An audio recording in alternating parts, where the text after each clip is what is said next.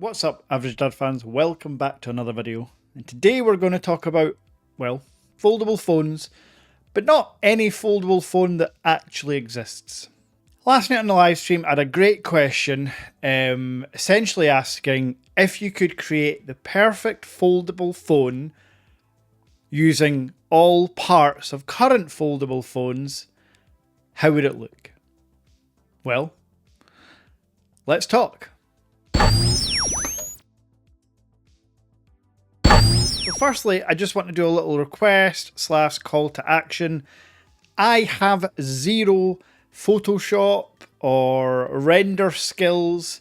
So if you're watching this video and once I've created my perfect foldable phone, if somehow you can use your editing Photoshop magic to actually create a cool render of this device, hit me up on Instagram. Here's the handle and I'll shout you out in my next video, and yeah, that would be awesome. And potentially work together on future renders and stuff in future. If you're any good at that, send me over examples of what I'm asking for, and yeah, let's start a relationship. And another call to action: subscribe, like, comment, do all that good stuff. Let's get to my perfect foldable phone. So the perfect foldable phone has to be made up from six key parts that make up a foldable device. Number one, the chip, the performance. What you're going to get from that device. You want it to be powerful, you want it to be able to play games, you want it to be efficient on battery life, you want to do video editing and multitasking and all that stuff. So the SoC, the system on a chip for me, of all the existing foldable phones, now bearing in mind that Apple don't make one, so iOS can't be considered, you've got Snapdragon 8 Gen 2, Snapdragon 8 Gen 1, and the Tensor G2. I think it's fairly straightforward what I'm going to go for. It's the Snapdragon 8 Gen 2, the best and most powerful system on a chip that you can get.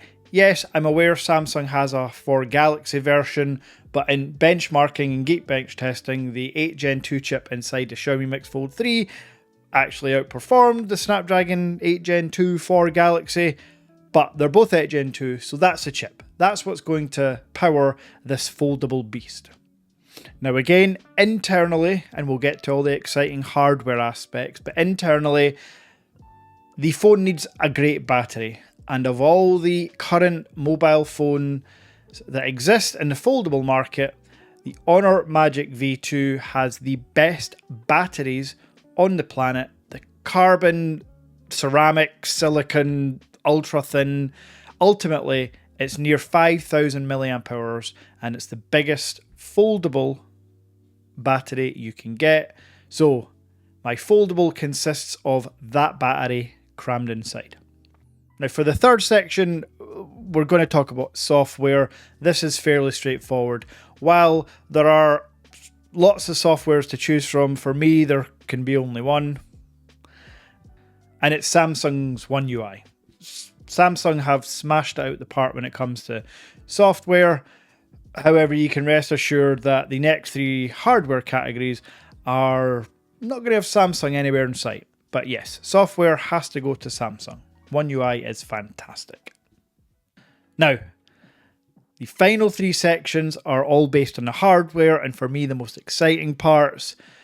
First of all, let's talk about actual build and dimensions. I personally love the outer cover display of the Google Pixel Fold. However, I also like the inner aspect ratio of the Vivo X Fold 2 and the Xiaomi Mix Fold 3. Those are the largest inner screens. So what I am proposing is to use the outer screen of the Pixel Fold display, the inner screen of the Vivo X Fold 2 display, which in turn gives me a 6.4 inch outer, a 8.03 inch inner, with the aspect ratio of the Pixel Fold. So it's going to be quite tall like the Vivo X Fold 2, but it's going to be as wide as this. That to me gives the best dimensions and screens, so I guess we're covering screens here as well, of any foldable device. Now, I'm aware I kind of covered two hardware categories there. So we've got the dimensions and build quality. So just to cap off, I would like it all to be in the same dimensions as a Xiaomi Mix Fold 3. Around 11mm folded, 5mm unfolded, about 250 grams. So it can't be as heavy as the Pixel Fold or the X Fold 2, but I also expect, because of the outer screen, the sheer size of the device, we're not going to get as light as Honor Magic V2, so let's go somewhere in the middle, about 250 grams and 11mm folded. Now, the final hardware aspect, and for me the most exciting, is camera technology. Which camera sensors do I want to see? Now, those that know me know I need a periscope zoom lens, which therefore kind of limits the camera setup. To confirm, it has to be the whole camera setup, not like one lens from one phone, one lens from another. It has to be the whole camera setup here. So you're taking it from one device and slapping it on my Frankenstein foldable phone. And for me, the best camera hardware on any foldable device goes to the Huawei Mate X3. The wide, the ultra wide, the telephoto, and most importantly, that 5x periscope zoom lens, for me, is the best overall camera setup. That's not to say that any of the other foldable devices have poor cameras, but the Vivo X Fold 2 only goes to 2x, the Samsung only goes to 3x, the Xiaomi Mix Fold 3 and the Google Pixel Fold do go to 5x, but I've always said, if you look back at my Huawei videos, if they could just fix the Google mobile services issue, it would be the best foldable on the planet, even if a little expensive. So, that's my perfect foldable device.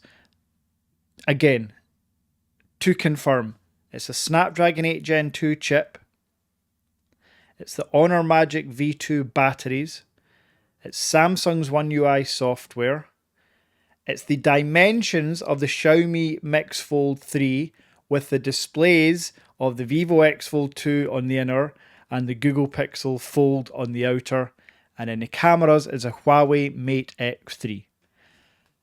Let me know in the comments your 6 criteria for your perfect foldable device. Let me know in the comments what you think of my perfect criteria. And again, if you can do some form of cool render for me, combining all the things I've just mentioned, please hit me up on Instagram. And until next time,